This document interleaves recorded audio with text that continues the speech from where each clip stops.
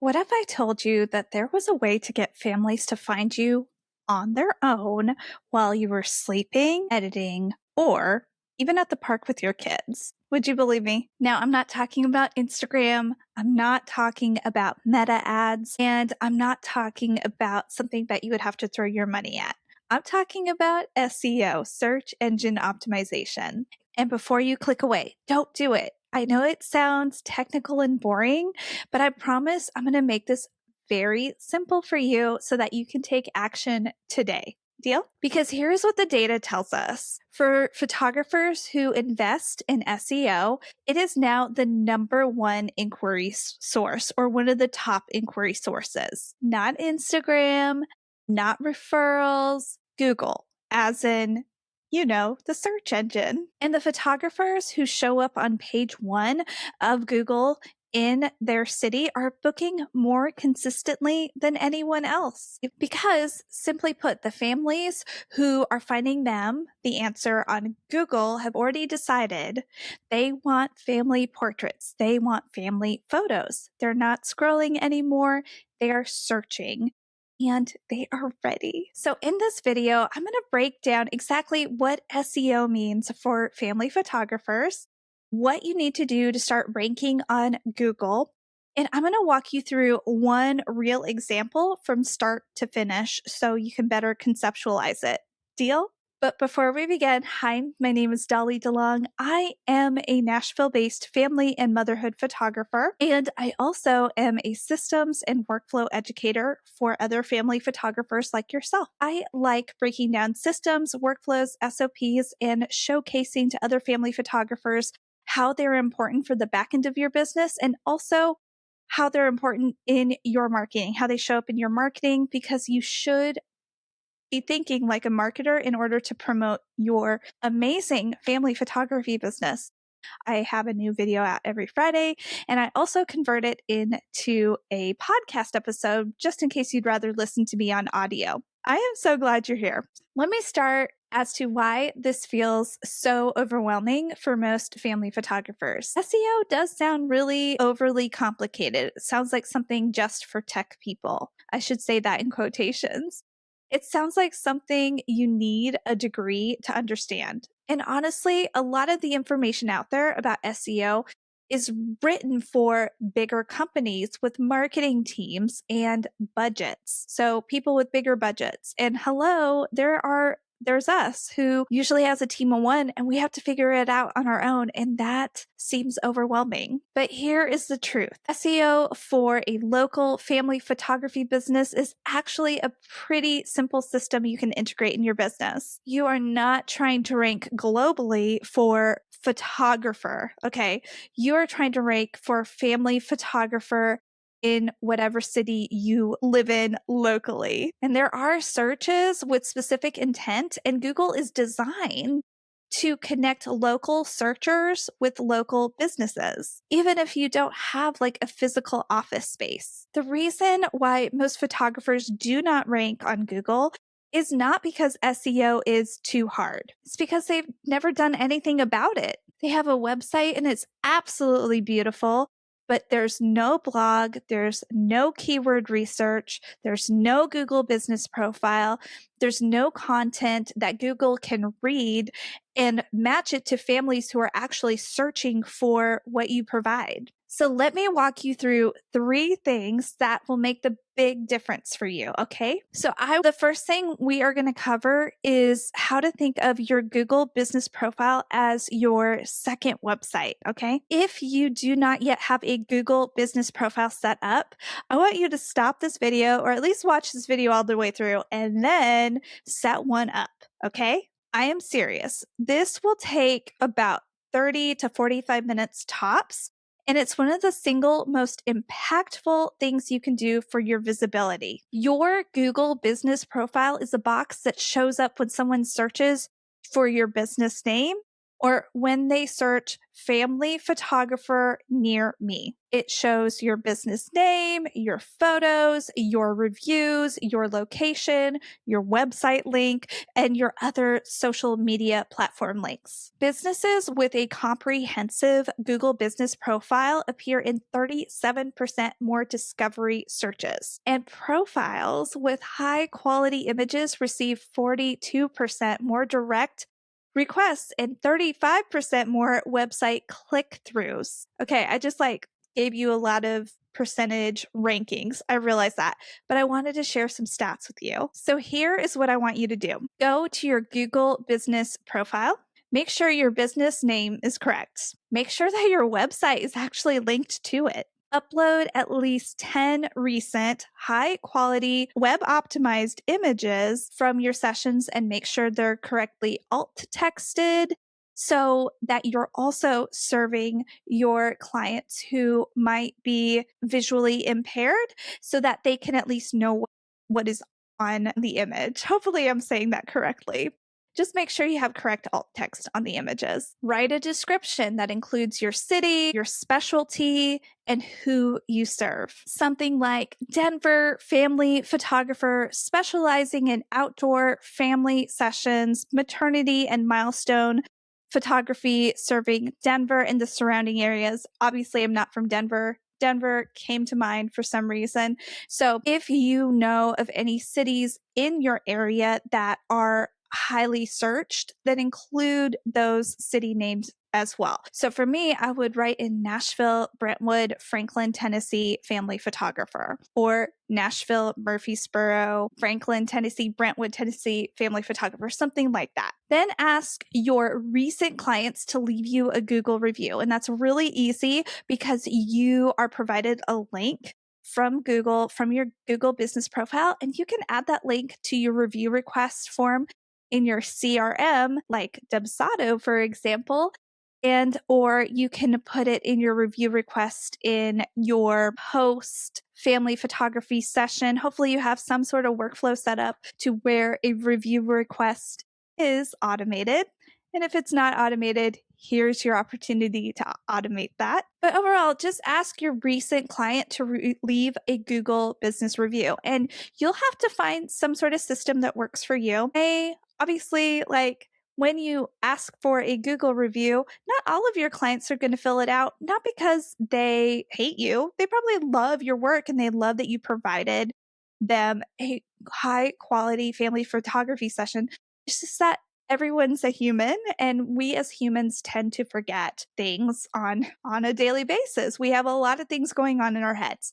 So I would recommend that you include some review request touch points in your post gallery delivery sequence, and also have a way for families to leave a review anytime you talk about your review process on Instagram stories. We'll leave a link on Instagram stories or whatever social media platform you use that is connecting with your ideal clients. So find ways to scatter throughout the week, throughout the month of you mentioning the importance of leaving a review for your business. It's not a one and done thing. You have to be intentional about this. So a photographer with 5 new reviews per month outranks one with 20 stale reviews from 2 years ago. So again, make it part of your post-session workflow. When you deliver the gallery, include a link to your Google review page and kindly ask them to leave a review about their experience. And you might have to have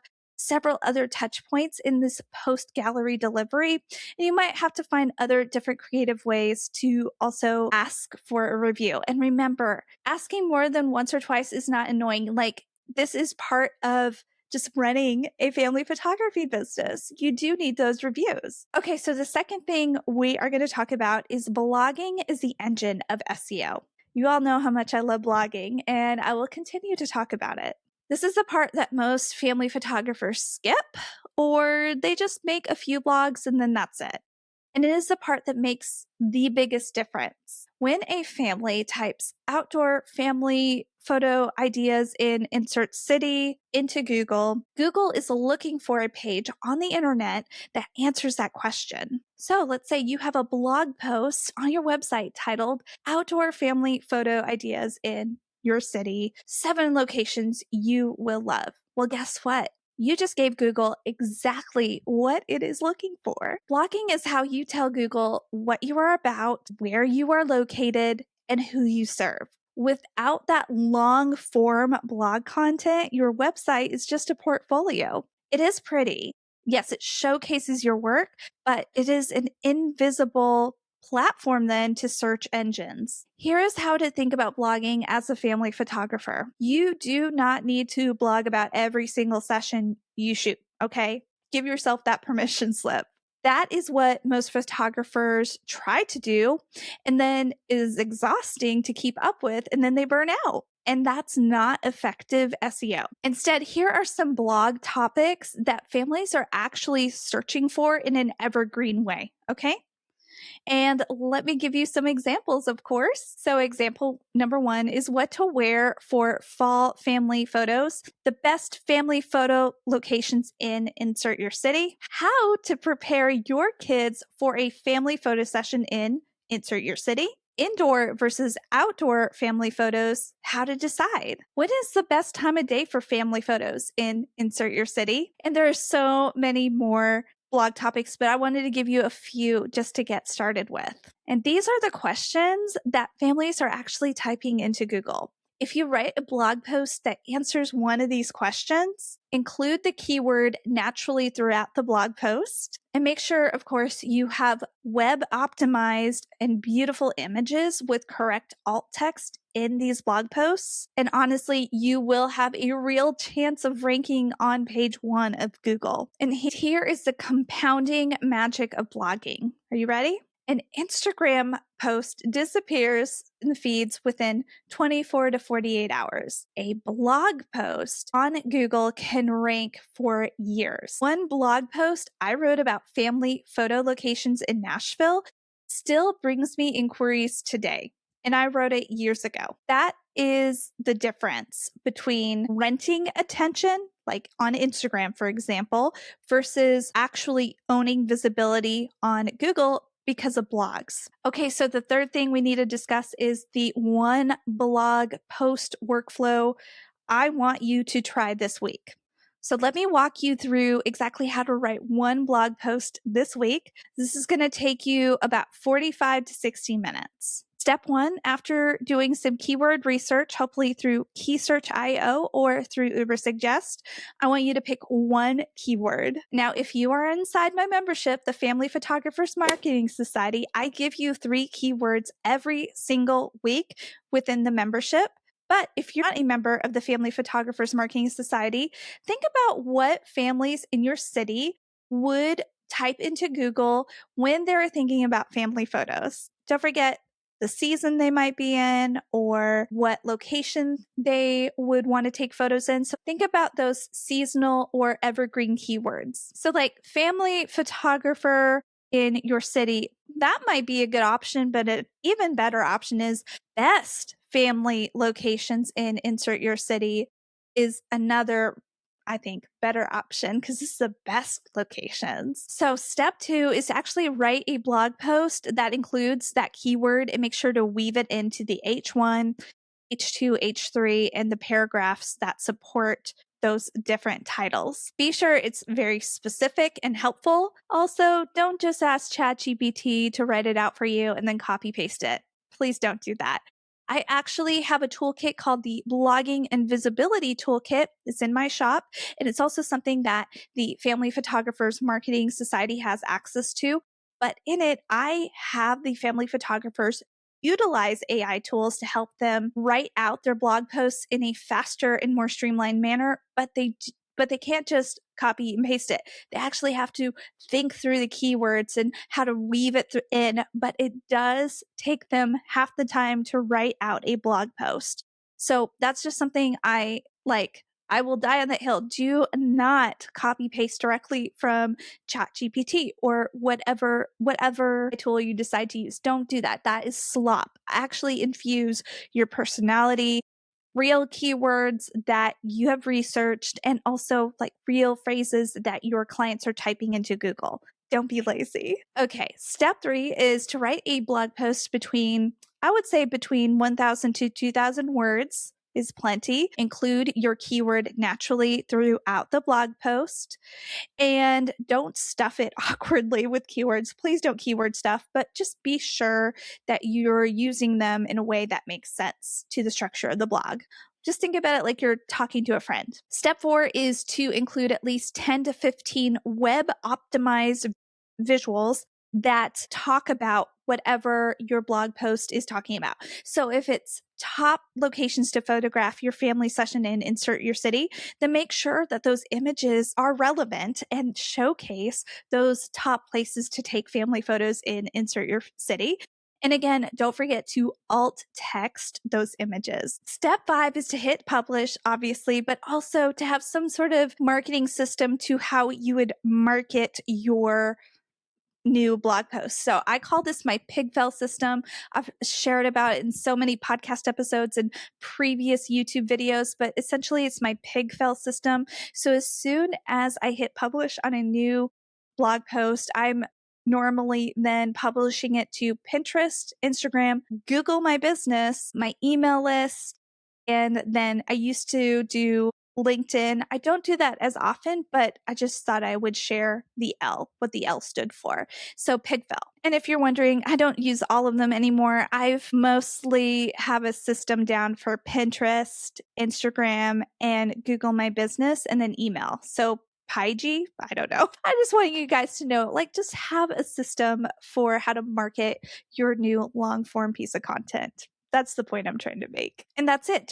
That was one blog post. It should have taken between 45 minutes to 60 minutes of your time, and it will work for you on Google for months or even years. Here's your bonus point. AI search is already here and it favors well-organized content. So one more thing I want you to know about or to really hit on is that AI tools like ChatGPT and Perplexity now have hundreds, even millions of users. And when somebody asks ChatGPT or Claude, who are the best family photographers in insert your city, the AI tool then pulls answers from the website with strong content, with really good FAQ, structured pages, and structured information. So the same content that helps you rank on Google also helps you get reconnected and recommended, I should say, by AI tools. It is essentially the same strategy. But writing helpful content on your website and you organize it really well, you can become visible anywhere, including AI tools. So here are the 3 things I really want you to take away from this conversation. Step 1, I want you to set up and optimize your Google business profile. Upload recent images, make sure that they're correctly alt texted, and get some fresh reviews on it.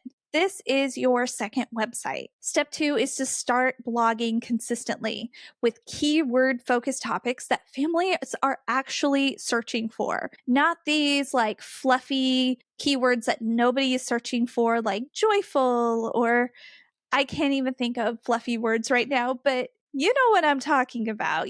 We have those industry words that are just industry language for photographers, and we all know what they are, but think about what your actual ideal client is typing into Google. They're probably not using industry jargon. So be sure to use real human language. I would say one blog post per week or even one blog post every other week is enough to start seeing results over time. And 3, the work you do on Google also works for Pinterest and AI search and for your overall visibility. SEO should not be separated from your overall marketing plan. It should be part of your marketing foundation.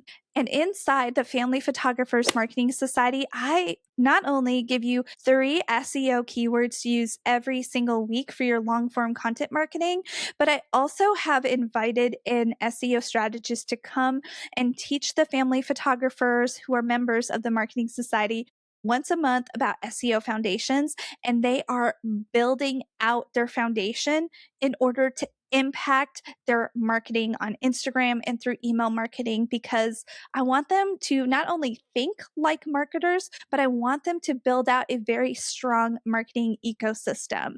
So, if marketing has been a priority for you and your family photography business, I want to invite you to join the Family Photographers Marketing Society. The link is below either on this YouTube video or if you're listening into the podcast in the show notes. So if SEO has felt overwhelming to you, I want you to know it does not have to feel overwhelming. It does not have to be overwhelming.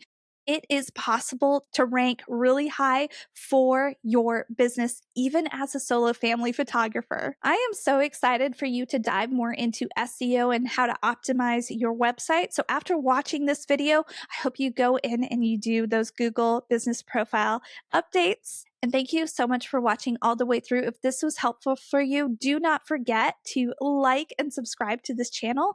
And also don't forget to share this with another family photographer who would like and need family photography marketing tips and advice. As always, have a streamlined and magical day, you amazing muggle you, and I will talk to you all later. Bye.